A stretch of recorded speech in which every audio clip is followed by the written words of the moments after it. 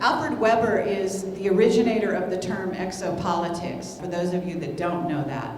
And he's actually a futurist. He's an amazing thinker. He was in this field doing things and thinking things before most people had any idea, even in ufology, how to really think about this whole concept that we are not alone in the universe. And so I just want to give kudos to him and really honor him for that. He's also been, how do I put this? He's undergone heavy-duty surveillance and other kinds of things. He is Canadian, but obviously he was on the target list for the powers that be for quite a long time. And actually he's had to weather all kinds of stuff that he doesn't even talk about. I know this because of my intuitive ability, but also because I followed his work actually long before Camelot. Yeah, sure. So I just want to really honor him for that. Other than that, I think that we could just give him maybe the microphone and let him Sure. begin to talk about, because he's very knowledgeable in so many ways. Are you hooked up here with this? Does this? Yes. Am I? Oh, great. Okay.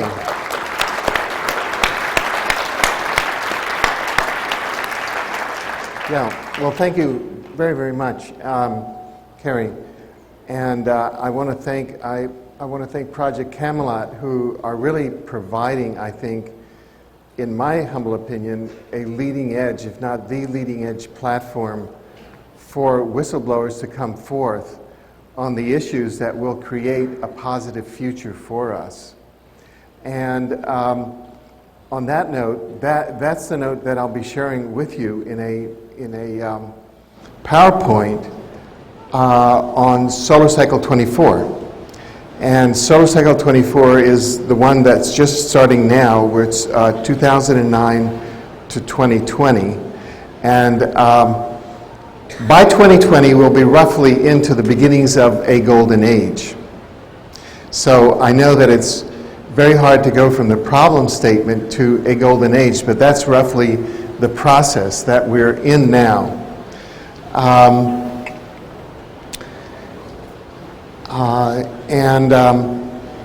If we look at Solar Cycle 24, which we'll be seeing all the graphs and pictures of. This is working. We're very close now. Yeah. The solar maximum will be in 2012 to 2013. Specifically, some say in May of 2013. What that means, and we'll share some of this, is that there's the index of human excitability, which has been plotted by a Russian scientist going back to 500 BC.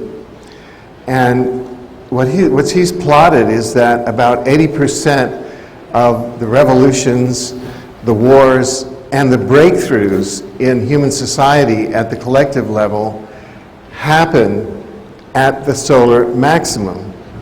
So okay, you're online here, and let's make sure that you know how to use this computer. Oh, good. I guess you got a down arrow. Does that work? No. Yeah, probably. Let's see. Oh wait, I've got to get on. I've got to get on. Okay, the down arrow is working. It was just slow. Oh, sorry. So let's go back up. Let's see. Is that? No, that's not it. Okay, good. There we are at the Great. beginning. So this is up, down arrows right there. Okay. That will work. Okay. Thank you. Okay. Thank you, Karen.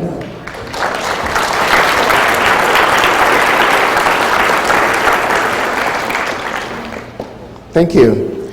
Well, as we were saying, this presentation, and there are about 60 slides here, so I'll tend to go through them on a relatively quick basis.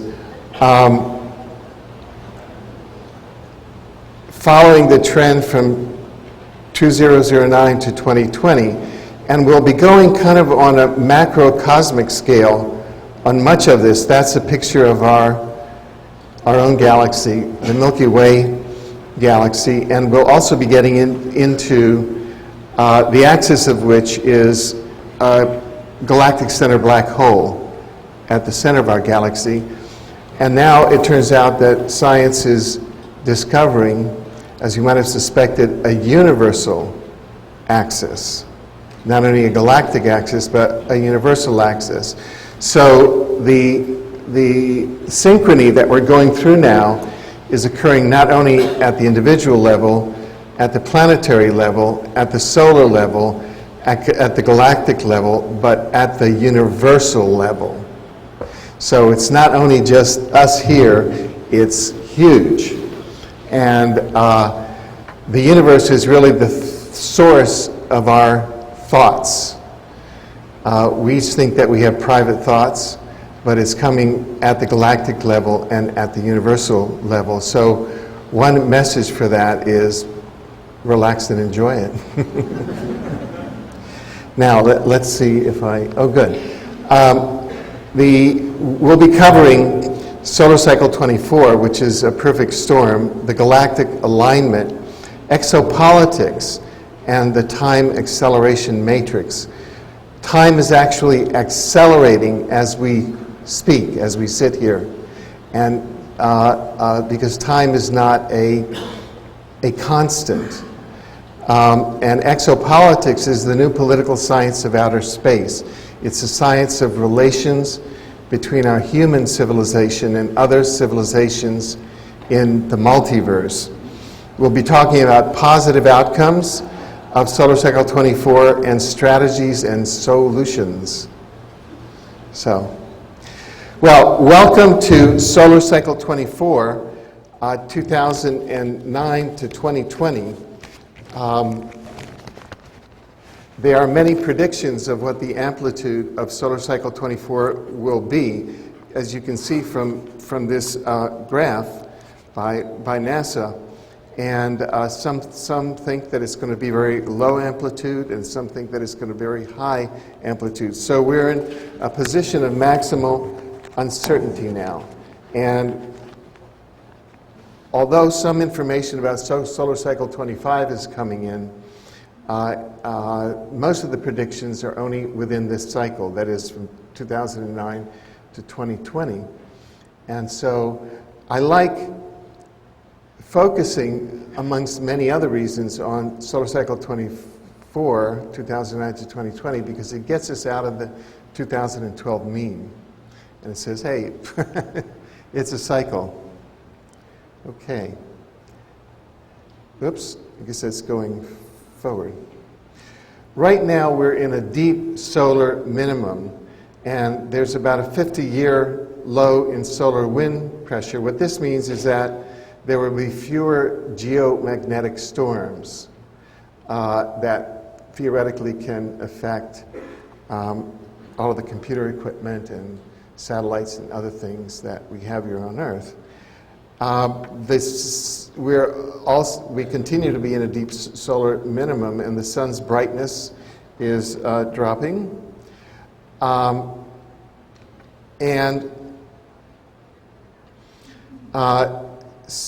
We're in the deepest solar minimum in nearly a century. Sunspot magnetism, which you can see plotted there on the graph, is on the decline. And it may be that sunspots will be increasing because we're in such uncertainty. You can remember seeing from the graph at the beginning that sunspot cycles may be picking up by the end of 2009, to be followed by a solar maximum of below average intensity in 2012 or 2013. However, there's another view of this, and that is that if the sun continues to become more quiet, we'll be going into a territory of historic minimum. And a quiet sun will cause temperatures globally to take a nosedive. This is contrary to the global warming argument. So we're in a period of maximum uncertainty. If this version is coming forward, which there's some basis for it, temperatures are actually falling around the globe, not getting warmer. And we know already that from 1998, the lower troposphere temperatures globally have fallen around 0.5 degrees Celsius due to the quiet sun.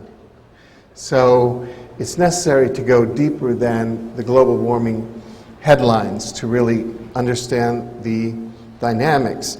However, if we do have a Dalton minimum or a Maunder minimum, which are referred to historically low sun minima, the main effect will be to have famine and starvation worldwide due to shortened growing seasons and harsher weather.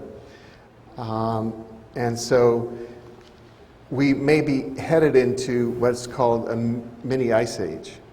And we don't know. And we're in 2009. So that's the degree of uncertainty. It's the principle, the more you know, the more you don't know.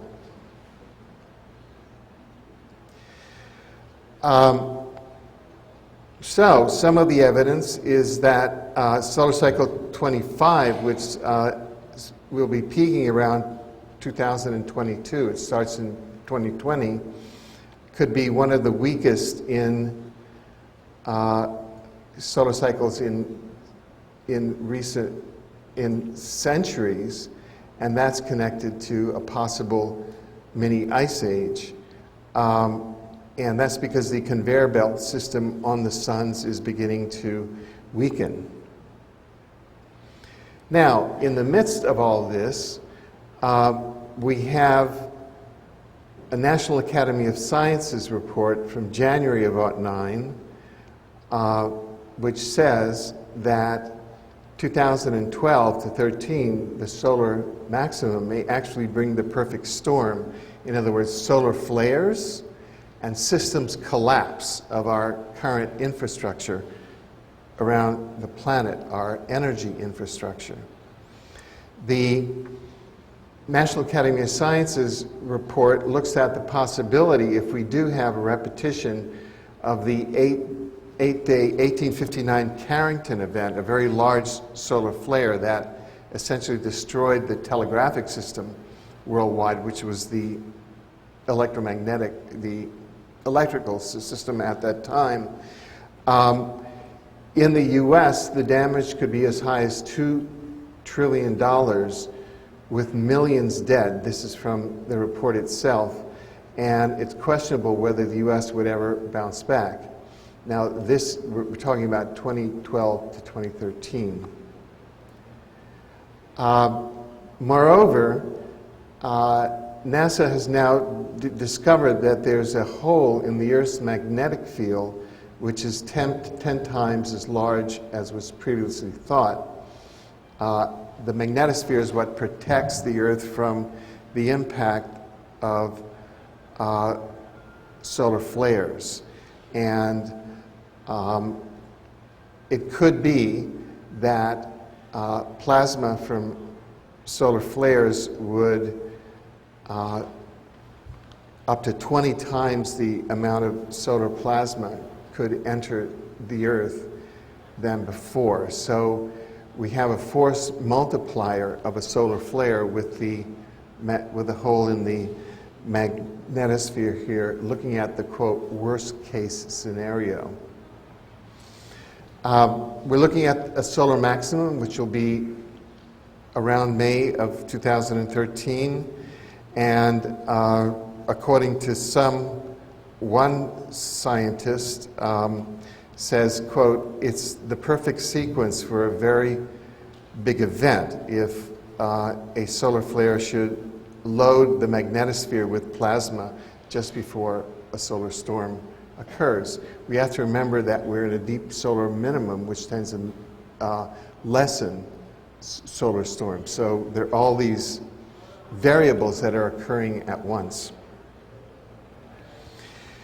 This is a map from the National Academy of Sciences study which shows total collapse. The orange areas on both coasts show the total collapse of the electrical grid, and the red are vulnerable transformers. And this is where the estimate of millions dead has come from. Knocking out about 300 key transformers, cutting power to 130 million people. And the coronal mass ejection from the 1859 Carrington event arrived on Earth faster than our early warning system now.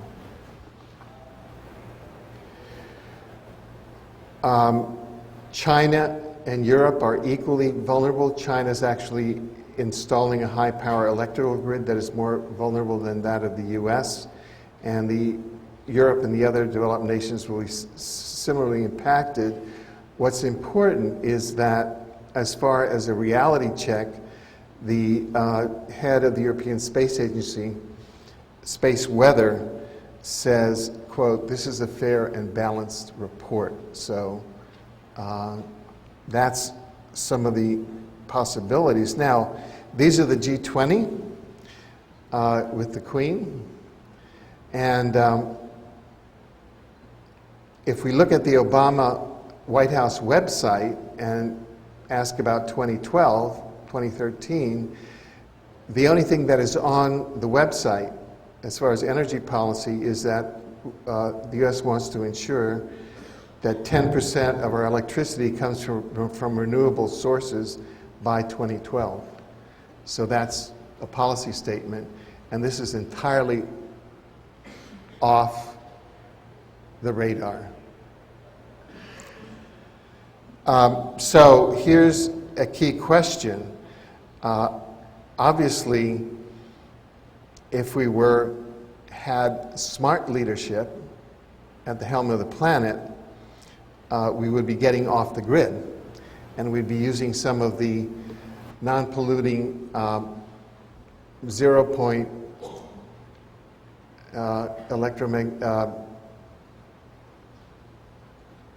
non-polluting energy sources such as anti-gravitic technology and, importantly, teleportation technology, which would revolutionize transport on this planet, and which are available now on an operational basis in the black budget economy.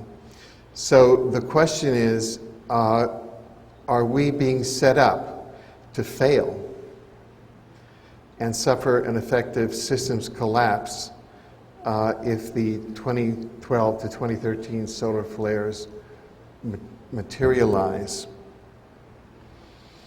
Now, here are some other impacts. The effect of solar cycle 24 on human behavior, and that is that sunspots give up solar flares that increase negative ionization on Earth, and increased negative ionization during sunspot maximum periods increases human excitability and activity. So some of the regularities in studying past solar cycles is that there's a definite tendency for pandemics to occur during solar maxima. Now, the current H1N1 virus may be being manipulated, and, it's being manipulated at a time in which, if we go back centuries, we know that there's a tendency for pandemics to occur. And this is dating back to the early 1700s.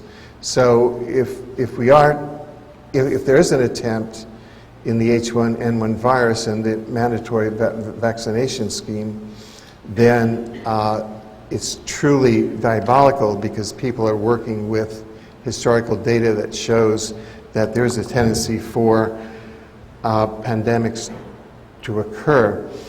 Some of the research shows that geomagnetic storms cause different reactions, primarily in males. Women seem to experience less change in accordance with the sun's behavior. Men may become increasingly irritable and aggressive.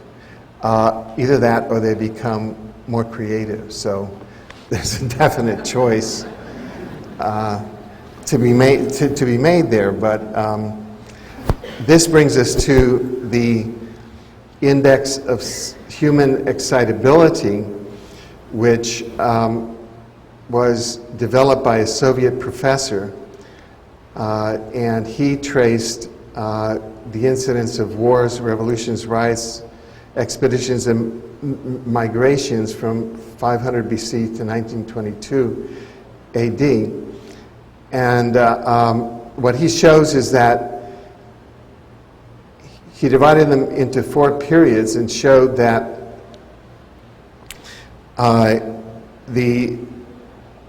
in period 2 and 3, which correspond to 2010 to 11, and it's coming up in this next year, and 2012 to 2014, there is, to take the maximum, in 2012 to 2014, it's the maximum excitability, the election of liberals or radicals, mass demonstrations, riots, revolutions, war, and the resolution of most pressing demands. So that's what has occurred historically during the solar maxima. Now, there is, and we don't have time to get into it today, but we do have another PowerPoint which shows the effect of a space-based weapon of mass destruction known as HARP, which you may have heard of, and it's demonstrated mood and mind control abilities. So we don't know. HARP is another variable which may be offsetting the effects of the index of human mass excitability and the effects of solar during the solar maximum of sunspots, in that HARP can render entire populations extremely apathetic and confused. And there's deep evidence that that is occurring. And one reason, we may have intersecting variables here, that one reason why our body politic is so apathetic sources from systematic mind control through technologies such as HARP. But it's also related to the sunspot cycles in that we're in a deep solar minimum now. I mean, there's all these outrages happening, and the human population seems relatively apathetic to, begin to move around it. What this data is very hopeful, because if we have a rapid swing in sunspots over the next few years, it'll be hopefully not the time for wars, but the time for social breakthroughs. And this brings us to several possible visions that we can have of solar cycle 24, 2009 to 2020. The disintegration vision is global and regional wars, the Armageddon meme, and this is a meme employed by the permanent war economy, whose business it is to promote war as an industrial activity and to keep us organized around war within the dialectic of enemies, and to have all of our productive capacity and our mental capacity and our emotional capacity, our fears, directed toward war, which is an industrial activity like making shoes. The collapse of the world energy grid, which we've talked about from solar flares, the collapse of the global financial system, which George talked about earlier today, the collapse of nation states. One example, prominent example, is that of the US, and there's a meme now to deconstruct the US as a nation. I should say that back in the mid-70s, when I was a futurist at Stanford Research Institute, that was being actively studied there. And so that is the breakup of the US into about 5 or 6 region nations. And so in my mind, there's a question as to whether that's an attempted social engineering to deconstruct what one of the advanced democracies that could be a positive force. Ecological collapse. We've heard about the world's oceans, the ozone layer, etc. Pandemics, those that are engineered and those that occur normally because of our relationship to solar activity, which may make extraplanetary interventions from causing those. Earth changes, vast earth changes in terms of earthquakes, the migration of planets, the moving of the tectonic plate systems. Is this the outcome of solar cycle 24, where there's an alternative vision? It's kind of the glass half empty and the glass half full, or rose-colored glasses, and that is peaceful conflict resolution. What if human consciousness is shifting during this period such that the permanent war economy cannot manipulate us into war, and instead our political systems move to peaceful conflict resolution as a modality? The emergence of new forms of world public order, which are positive, not kind of the New World Order of the Third to Fourth Reich variety. The emergence of money as a public utility. Right now, money is actually the private property of a very small group of people. The dollar bills, the US dollar until now has been the reserve currency for the world. But the dollar bills that you have in your pocket are actually the property of the Federal Reserve Bank. You only have a temporary license to use them. And the Federal Reserve Bank, according to a 1976 US Senate subcommittee study, which we have online, just Google 9/11 War Crimes Tribunal, the Federal Reserve Bank is actually beneficially owned by one family, and that's the Rothschild family, which is headquartered in London and France. So, and these are, this is a very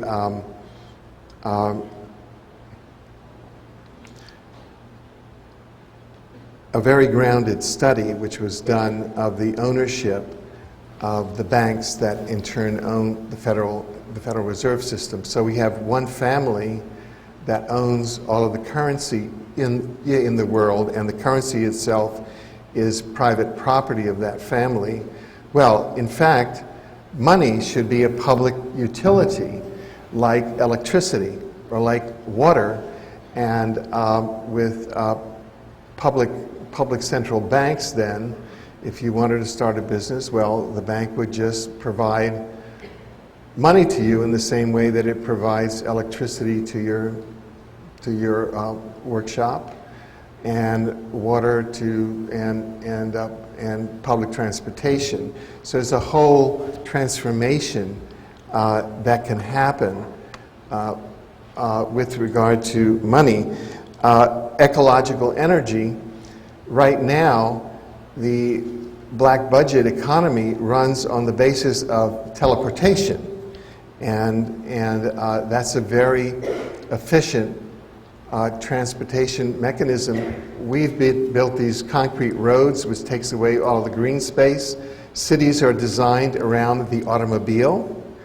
And we're using explosions and polluting fossil fuel to move these hunks of steel, heavy hunks of steel, to transport maybe one or two persons. Well, teleportation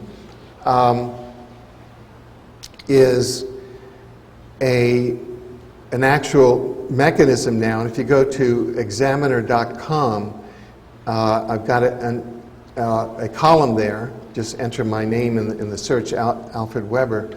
And this past week, we released an article which is now the #1 political examiner article in the USA.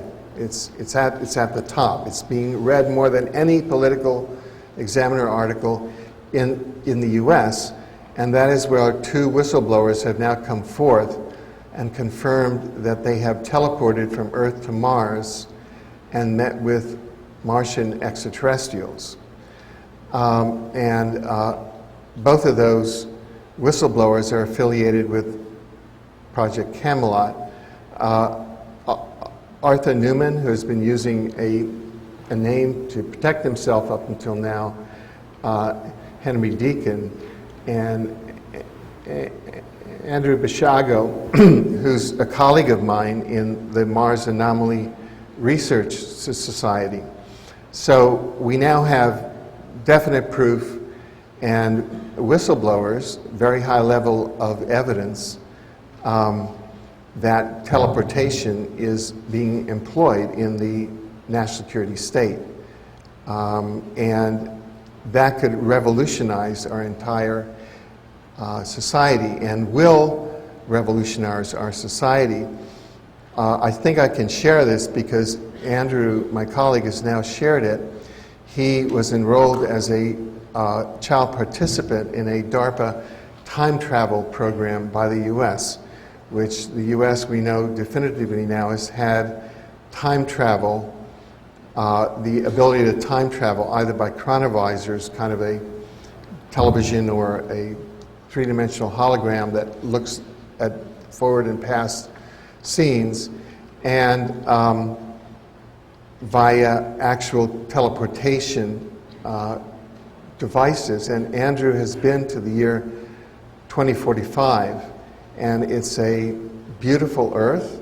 There's a lot of greenery, and the cities are all kind of ecological, and they're concentrated. So we have a peaceful future, say about 30 or 40 years from now, and it's just this transition that we're going through.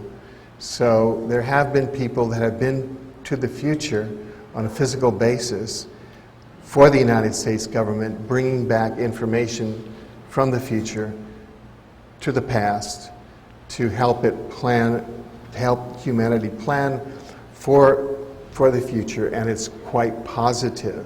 So it's important to stay focused on the fact that we're going toward a positive future, because that way we create it.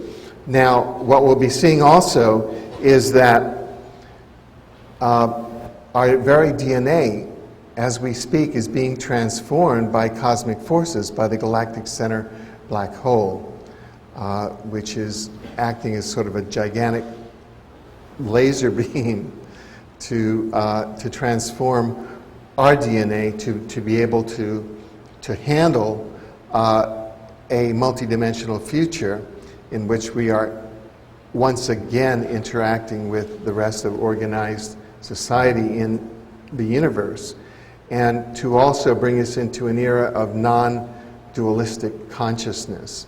And these are some of the changes that will be occurring, that we're living through now, and will be occurring during solar cycle 24 on an intense basis from 2009 to 2020. So these can be the outcomes of solar cycle 24, a transformation vision rather than a disintegration vision. And it depends where one wants to put one energy and what sort of holistic vision one wants to maintain. Now, we should also talk about the fact that we're going through the plane of the galactic center black hole. If we look at our Milky Way galaxy, it looks kind of like a kind of like a pancake with a galactic center black hole at the center. It's about 100,000 light years across. There are about 200 to 400 billion star systems in it. And at the center of the galaxy is a massive black hole, about 4 million times the density of our sun. And that black hole spins around once every 11 minutes, as opposed to our Earth, which spins around once every 24 hours. And our sun, which revolves about once a month. So the galactic center black hole, and now science has confirmed that every galaxy most galaxies have a black hole at their center. It's like the engine of the galaxy, which at the physical level is creating the stars and various other celestial matter.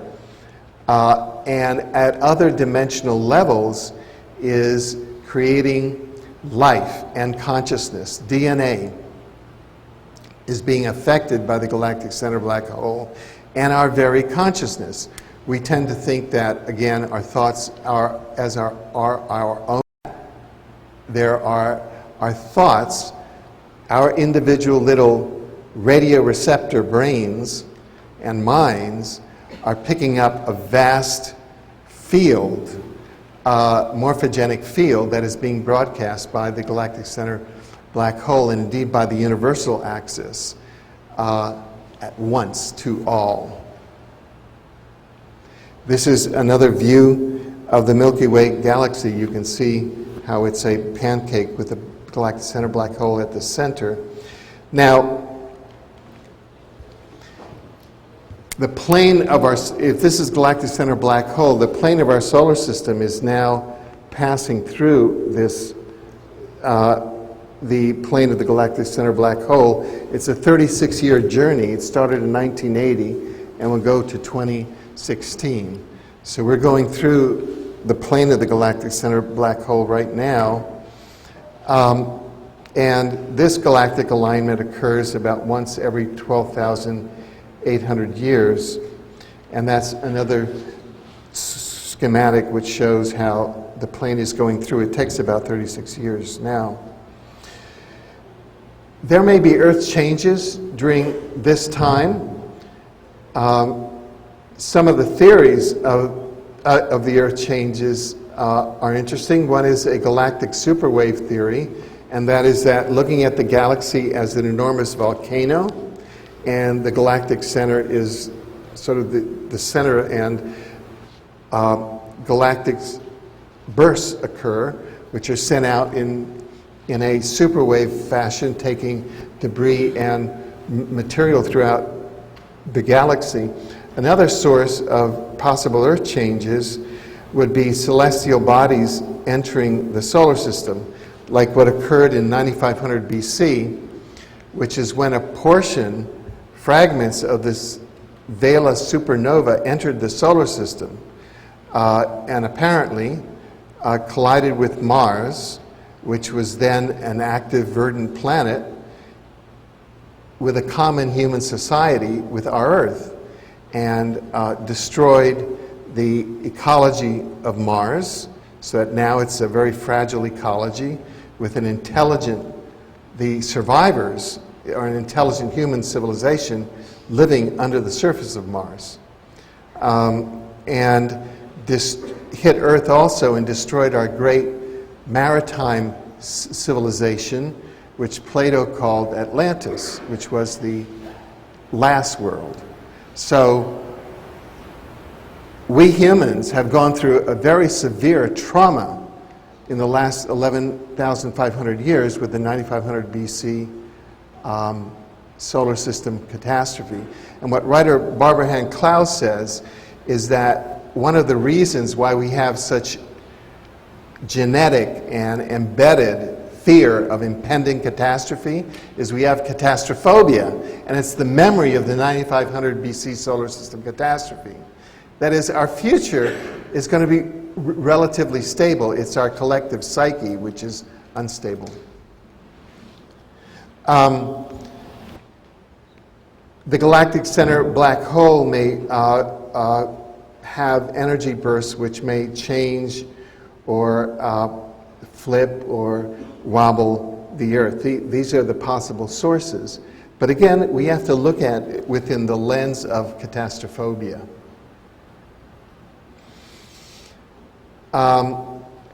One researcher has codified a time acceleration matrix for the galactic alignment, and that is the concept that time is really accelerating. We're in the space-time dimension, and the dimension of time is accelerating. Oh my God, it's Saturday again. You know, how did that happen? And what he says is that we're coming into a period of human enlightenment, the disappearance of national borders, divinely guided anarchy, and the strengthening of the East. So, you know, this is part of the thing that's occurring. We're also going through a photon band, which may be a force to increase our consciousness. And as we just mentioned, the rate of change is accelerating. And that is that there will be 20 times as much change and transformation in the period February to December 2011 as it was during the period 1999 to January 2011. So 20 times as much change in that single year as between 1999, when the internet really started in full swing, to 2011. So we're in this time acceleration matrix. So exopolitics is as a science, and as a science of relations between our human civilization and other intelligent civilizations in the universe, provides a framework of interface by which our civilization can begin to, on the societal basis, can begin to interface with other extraterrestrial and interdimensional civilizations. And one can say, when positing the future, that the degree of conscious interaction and cooperation amongst human society and advanced ethical extraterrestrial civilizations will be a determining factor in a positive human future. So right now, there appear by the evidence to be a long-standing strategic relationship between the Martian civilization and the human civilization, at least in terms of U.S. bases on Mars and Martians in the openly working in Hughes aircraft, as we have witnesses of that. My colleague Andrew Basiago in 1971, in the company of his father, who was a CIA contractor, met 3 Martian astronauts at Curtiss Wright Field in New Jersey, who were visiting on a liaison mission. And, you know, so that and so our task now is to make all of that which is occurring in the covert world, in the subconscious as it were, to bring it into public light. And that's part of the survival mechanism. And exopolitics is the conceptual structure that makes that possible. In fact, we can say that exopolitics may function as the new survival science for humanity. And here we have, for example, a crop circle pattern that seems to be the same spiral pattern as our Milky Way galaxy, suggesting that many of these concepts are being played for us in a multidimensional way. This is the time acceleration matrix for galactic alignment. Dr. Carl Johan Kalaman and Barbara Hand Clow have developed this, and it begins to show, by going through various eras of human history, how time accelerates. And for each of these periods, there are 20 times as much change in the next period. For example, in the national period, from 3000 BC to 1755 AD, well, in the next period, starting just before the French Revolution, the American Revolution, etc., up to the beginning of the internet, well, in the planetary period, there's 20 times as much change as there was during the national. And then when we go to the galactic period, from 1999 to February 2011, that's when all of these thoughts of the galaxy start coming. Humanity goes galactic, and we have all this interest in Battlestar Galactica. Everyone becomes interested in extraterrestrial issues on a planetary basis. Well, that's all coming from the galactic center black hole and from the emanations at the universal level. And there's 20 times as much change there as there was during the planetary period, in terms of bringing us up to a frequency and level, knowledge and information and cognitive basis to be able to participate as citizens of a multidimensional, highly organized and populated universe. And that's just the prelude to the universal era, which starts at the beginning of 2011. In terms of the broadcast, now, some people may be right on the broadcast. You know, we each interpret it according to our individual transducers, which are in our brains and in our minds and in our extended bodies.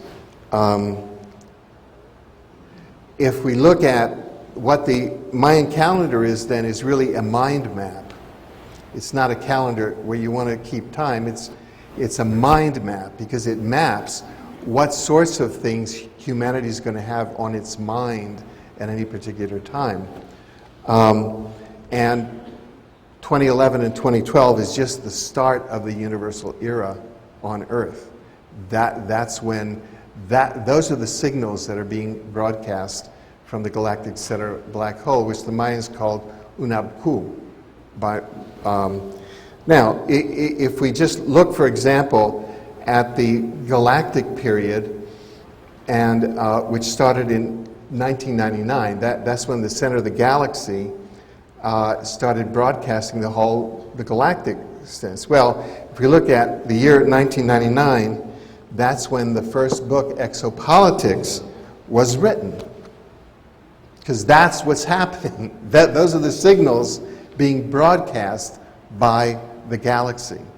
And so all of this is kind of coming out in a matrix way. I have just a few copies of this that I managed to smuggle through U.S. Customs down to here for those who like to buy it. Not smuggle. You can't bring books through the aircraft, but I just said that they were pamphlets.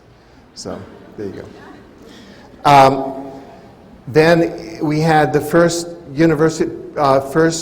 scholarly conference on exopolitics in the year 2000. In other words,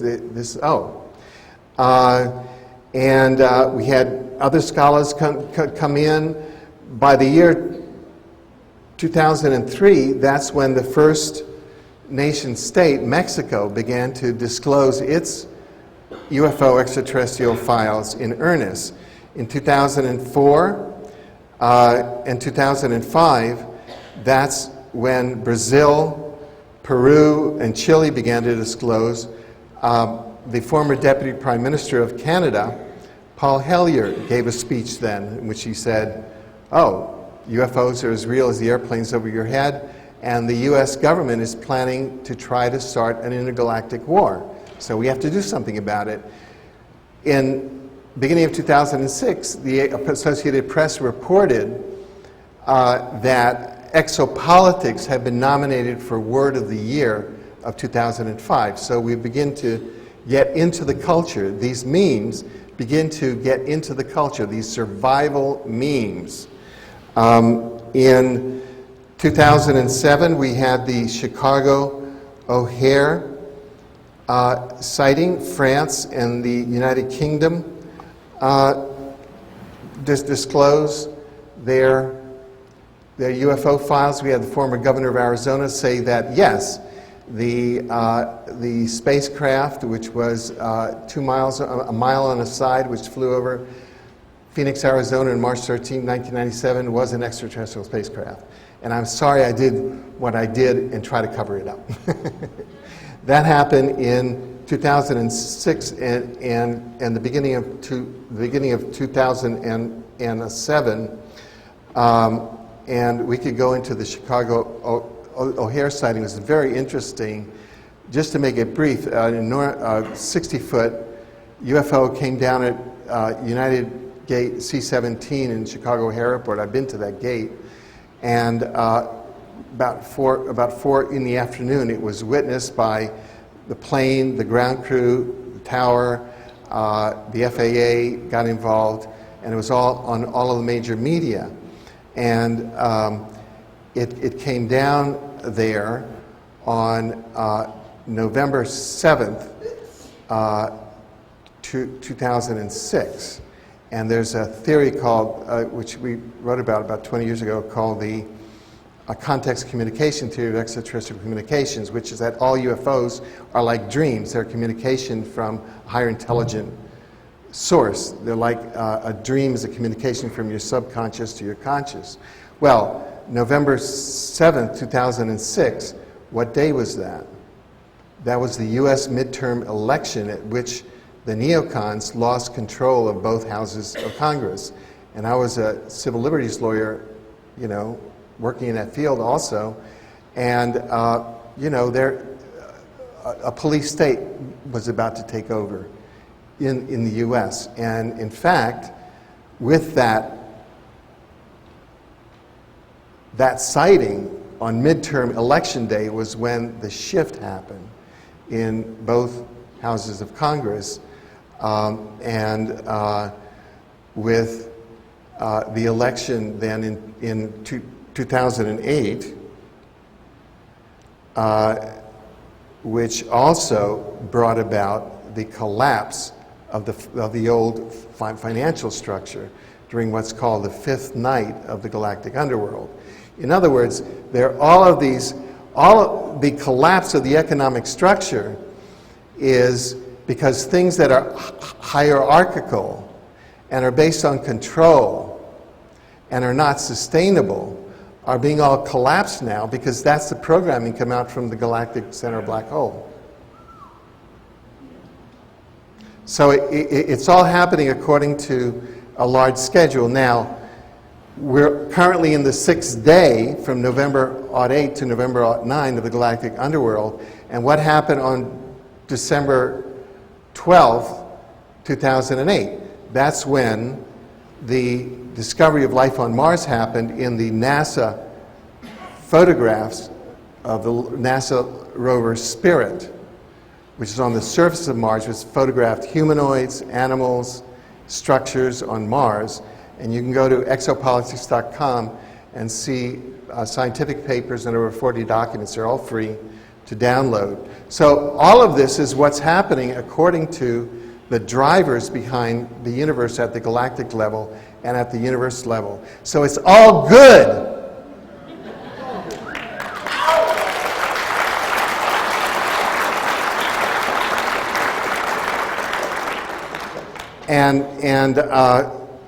So that we can look forward to more disclosure. We can look forward to more positive things occurring as the old structures collapse. The thing is not to identify and suffer for the old structures. Now, what are some of the positive outcomes? Well, Spottiswoode, and here I want to acknowledge the research and insights of David Wilcock, who has provided a lot of the energy and insights for looking at how these processes are resulting in a positive future. For example, Spottiswoode, a psychologist, researcher from Palo Alto, California, each day, at that time of the day when we're most aligned with the galactic center, and you can see the spike on the graph there, our psychic ability increases 400%. So the more we are aligned with the galactic center black hole and the galactic center and the universe axis, the more psychic we are, the more we are in change. And I've done meditation exercises where I meditate on the galactic center. I mean, you know, that's where it's coming from. And as David Wilcock has said, the energy of the galaxy is directly tied in with the evolution of the human species by raising its level of consciousness. This is coming as with a certainty as the streams flow.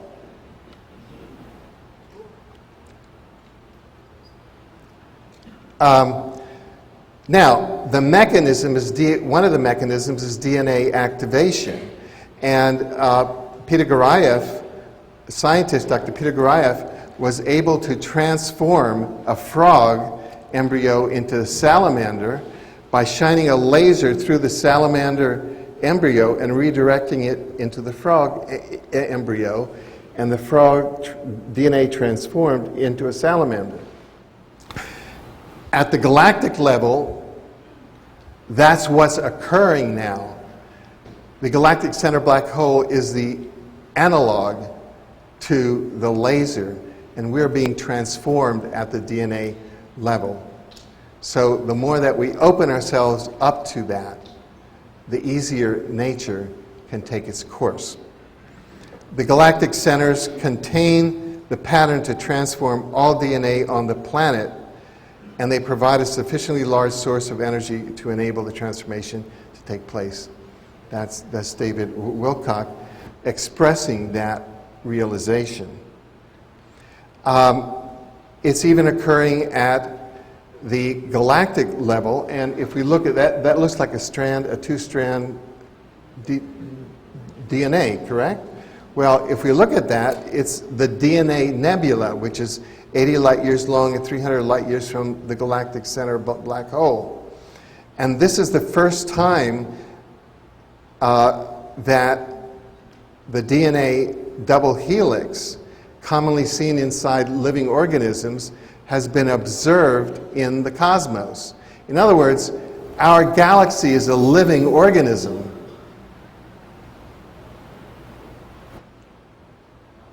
So these changes are happening at the galactic level, and we can take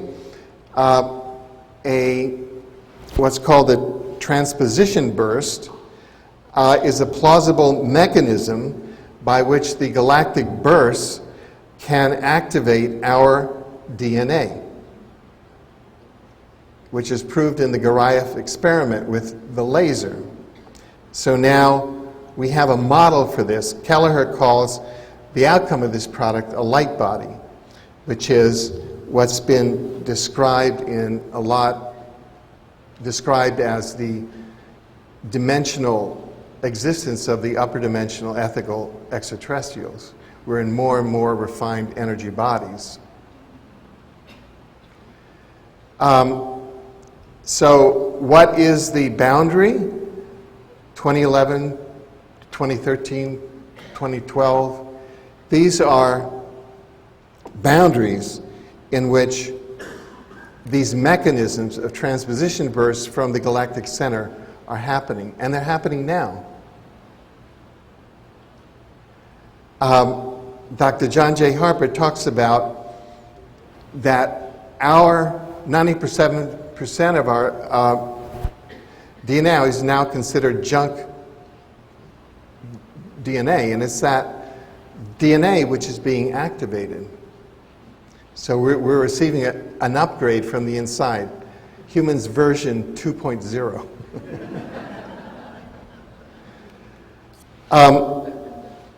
Endogenous DMT produced in our brains could also bring about what some people call a collective near-death experience that may occur. These are some of the factors that may occur.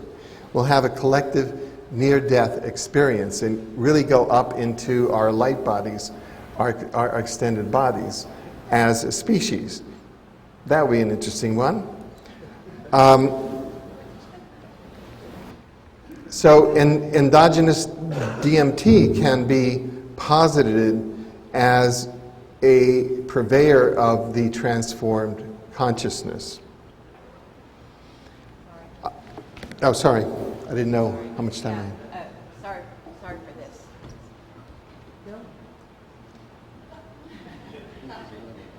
Okay, I'm very sorry. We are at a little past 12:30.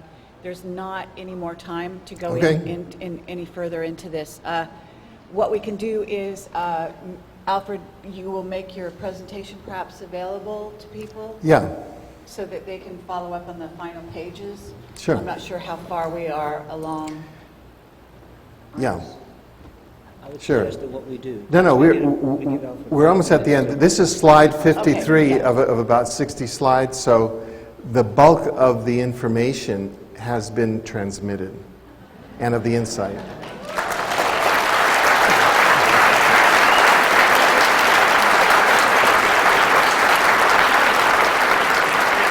Okay, we would be glad to give Alfred a couple of minutes to actually sum up the presentation, if you'd like to do so.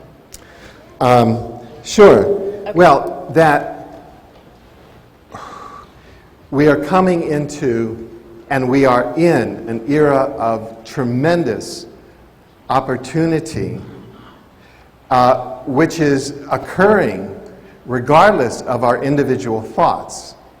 So it makes good sense, if one is in resistance, to change one's thoughts and to really tune into what's occurring at the galactic and universal levels, which is part of a universe program to allow us to come into the universal age, which we know by people who have gone to the future physically and come back, is going to be on our planet within, by the year 2045 or 2050, which is just 40 years away.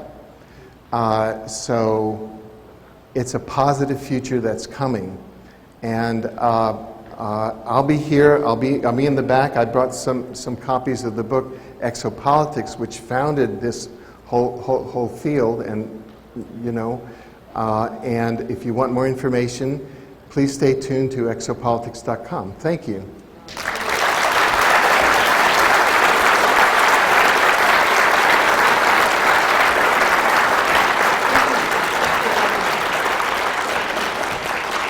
There's some fascinating areas that could be investigated further that he's been touching on, and some of that information is available from our whistleblowers on Camelot. And we have another recent interview that talks about the galactic super wave. Paul Laviolette is the scientist responsible for that concept, and he's done a lot of investigation. We visited him in Greece and did a recent interview. We have yet to edit it. We've been so busy. But I just wanted to let you know that is the area that some of which Alfred was referring to. And of course, we're having a presentation by David Wilcock tomorrow, the last presentation of the day for 2 hours. And so certainly you'll be getting more of that from him as well. In the meantime, we're going to lunch now. It's a little past 12:30. We have a major announcement before you leave the room. And I'm going to let Bill put it in his words first. I'm going to make a minor announcement. This isn't working. Can you hear me?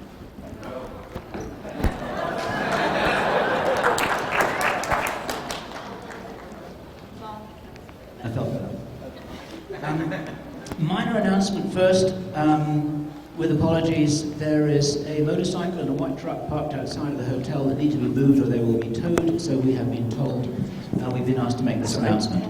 Okay. Thank you. That's the minor announcement, really appreciate it. unless you're the Thank owner of you. those vehicles, in which case it might be major. The other thing I want to share with you is that we have just had a phone call from Mr. Alex Collier.